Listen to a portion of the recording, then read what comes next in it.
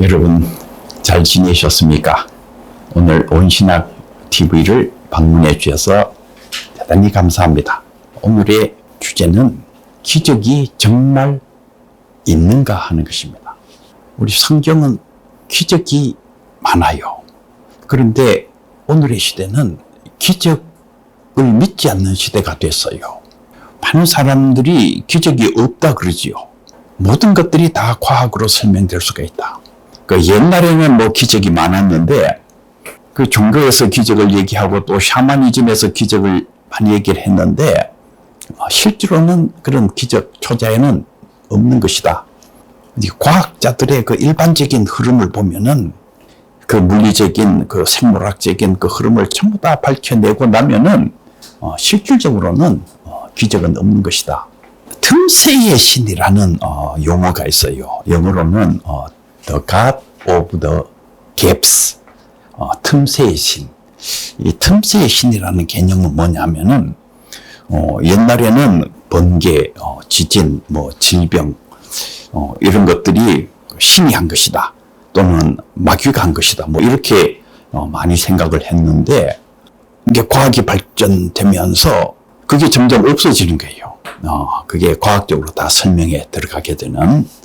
그러니까 아직도 우리가 과학적으로 설명하지 못하는 어떤 영역, 그게 이제 틈새, 틈새에 신이 있다고 이제 그 교회 목사님들이나 뭐 아니면은 무당들이나 뭐 그런 걸 자꾸 얘기를 하는데, 그것도 결국에는 이제 과학이 발전되게 되면은, 다 그게 설명이 되고, 결국에는 이 틈새에 존재하고 있던 신도, 추방될 것이다.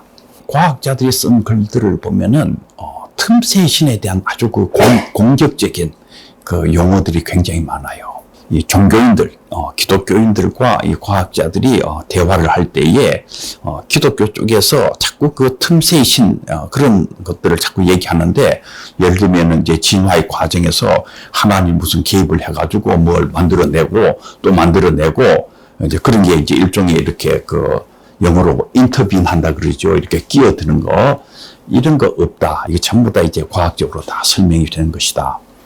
틈새의 신을 얘기하면 안 된다. 이 흐름 속에서 또 일부 그 좀 진보적인 성향의 신학자들까지도 틈새의 신을 얘기하지 말아라. 틈새의 신은 일종의 샤머니즘적인 잘못된 신이다. 틈새의 신 개념이 이렇게 몰려나가게 됐어요. 몰려나가게 되니까 그 다음에 일어나는 이제 심각한 문제가 일어납니다.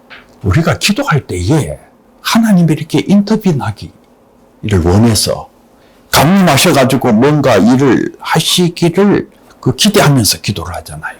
기도가 힘이 없어져 버리는. 이제 목사님들이 이제 병원에 있는 환자들을 위해서 이렇게 그 기도하러 갔을 때도 이제 의사 선생님이 이 환자는 한 6개월 뒤에 죽습니다. 그러면은 목사님부터 이 김 집사님은 6개월 뒤에 죽는 모양이구나. 이렇게 해가지고 믿음을 잃어버리고 그냥 가서 그냥 형식적으로만 기도하는 분들이 많아졌어요. 왜냐하면 의학적으로, 의학이 과학이니까 과학적으로 설명을 해가지고 그대로 된다고 생각하니까 그 환자들은 참 목사님 오셔가지고 기도해주면 좋겠다고 할 때에는 상당수의 그 믿음 있는 환자들은 목사님이 기도하시면은 하나님이 좀 뭔가 갑자기 이렇게 좀 기적적인 뭔가를 좀 하셔가지고 내 병을 살려주실 수도 있지 않을까 이렇게 그 기대를 가지고 목사님을 기다리고 있는데, 정작 그러니까 공부를 좀 많이 하신 목사님들에게 이런 특징이 많아요. 그 가시면서 에이 김 집사는 한 6개월 뒤에 죽어. 그냥 그 의사의 말씀대로 그냥 다 믿고 있는 거예요. 그냥 가가지고 그래서 기도해 달라 그러니까 가서 기도는 해줘야지. 뭐 이런 분위기. 이러다 보니까 교회가 자꾸 이렇게 힘이 약해지는, 공부를 많이 하신 분들 좀 이렇게 좀 이렇게 수준이 높다는 교회를 갈수록 이렇게 기적, 초자연 이런 것들은 얘기하기 어려워지고, 그러니까 결국엔 도덕적인 설교가 많이 나오게 되는, 또는 이제 정치적인 설교가 나오게 되는, 이 틈새의 신을 반대하시는 분들, 모든 것이 이렇게 과학적인 흐름 속에서 뭐 이루어진다고 이렇게 생각하시는 분들 가운데 그 하나님의 케노시스를 얘기하시는 분들이 많아요. 하나님의 케노시스라는 게 뭐냐면은 예수님, 하나님께서 인간이 되셨잖아요. 그 예수님이 그 성육, 이 성육하신 예수님을 보면은 인간적으로 활동하시는 거예요. 하나님이 활동하시는 방법이 이러하다는 거예요. 그래서 인간적으로 활동을 하시고, 이거를 조금 더 학문적으로 펼쳐서 얘기하게 되면은 하나님이 과학적인 방법으로 세상의 질서, 초자연적으로 뭐 위에서부터 뭐 그냥 번개가 떨어지듯이 이런 것이 아니라 낮은 자세로 그저 하나하나 세상적인 방법으로 인간이 걸어가는 그 방법으로, 그게 예수님을 통해서 계시가 됐다는 것입니다.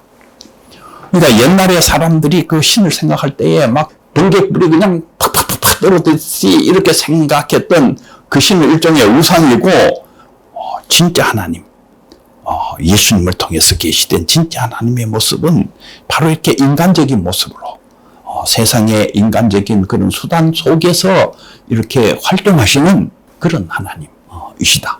틈새의 신을 몰아내고, 기적의 신을 몰아내고 인간과 거의 똑같이 인간적인 방식으로 이렇게 활동하시는 하나님의 활동이 바로 이와 같은 것이다. 이렇게 얘기하는 좀 진보적인 흐름의 학자들이 많이 생겨났고, 그걸 따르는 분들이 또 많아요. 여기서부터 이제 제가 생각하는 이 흐름의 문제점을 좀 말씀을 드리려고 합니다. 하나님의 케노시스, 예수님의 성육을 얘기하시고 인간적인 방식으로 활동하시는 하나님을 얘기하는 것은 좋은 것이다, 이렇게 생각합니다. 하나님의 그 활동에 그런 측면들이 대단히 많기 때문에 하나님의 활동을 이해하는 아주 중요한 하나의 계시라고 볼 수가 있어요. 그런데 십자가에 돌아가신 하나님께서 부활하셨다는 사실도 이게 엄청나게 중요한 계시예요. 이 부활은 뭔가 이렇게 깨지는, 이 세상, 이 죽은 세상의 역사 속에 뭔가 그냥 카이로스적으로 뭔가 떨어지는 새 세계가 만들어지는, 그거를 계시하시는 것이 이게 부활이시거든요. 그 부활의 능력, 부활의 빛이 지금 이 세상 현실 속으로 이렇게 뚫고 들어오는 거예요. 이 세상의 새로움은 바로 이 부활에서부터 오는 이 하나님의 놀라운 이 능력, 이 하나님의 놀라운 새로움이 이 역사 속으로 뚫고 들어오면서 이 역사가 바뀌어져 나가는, 이 몰트먼 교수의 그 희망의 신학이 그런 특징을 가지고 있어요. 이 어둠의 역사. 사실 이 역사는 어둠의 역사이거든요. 여기가 구원의 역사가 아니에요. 그런데 이 어둠의 역사 속에 하나님께서, 부활하신 하나님께서 수직적으로 이렇게 강림하시면서 역사를 변형시켜 나가시는. 여러분, 성경을 읽어보면 성경이 하나님의 그런 특징이 있잖아요. 출애굽의 역사, 이스라엘 백성들이 거기에서 종로로 타는데 하나님이 모세를 보내서 정말 새 역사를 만들어버리는, 그러니까 종로로 타는 역사 속에서는 도저히 상상도 할 수 없는 그 새로운 역사가 거기서부터 만들어져 나가는. 제가 과학시대의 창조론을 쓰면서, 그리고 이 과학을 연구하고 하면서 정말 대단한 것을 발견했어요. 특별히 양자역학을 연구를 하면서, 양자역학이 이렇게 미시세계를 연구하는 거잖아요. 이 미시세계로 깊이 들어가니까 보이지 않는 세계에 이렇게 부딪히고 있는 거예요. 이 양자역학을 연구하시는 분들이 뭔가 그 보이지 않는 어디에서부터 이게 입자들이 나타난다 그러잖아요. 입자들이 나타나는 거예요. 전자들이 나타나고 쿼크들이 나타나고. 그런데 이 쿼크도 연구해보면 정말 재미있습니다. 이게 업, 다운, 이게 꼭 그 컴퓨터가 101010 뭐 이걸로 그 모든 정보를 이렇게 그 전달하잖아요. 그하고 비슷하게 업다운 이렇게 되면서 상당수의 그 학자들이 이 업다운, 이게 일종의 정보가 이게 오는 것이 아닌가. 세계적인 나노 과학자이신 제임스 투의 그 하시는 말씀을 제가 이렇게 들어보니까, 이 전자, 이 미시 세계를 살펴보면은 이 세포 속에 굉장히 복잡한데, 거기에 뭐 그 10에 790억 승의 이렇게 정보가 그 안에 들어있는데, 이 전자가 그 정보를 가지고 움직이고 있는 것이 아닐까. 그분이 그렇게 추정을 하더라고요. 뭔가 이렇게 정보를 가지고 있는 어떤 것이 미시 세계에서부터 이렇게 자꾸 나타나는 그 베르너 하이젠베르크라는 그 유명한 그 양자역학의 학자께서 불확정성의 원리라는 것을 얘기를 하셨잖아요.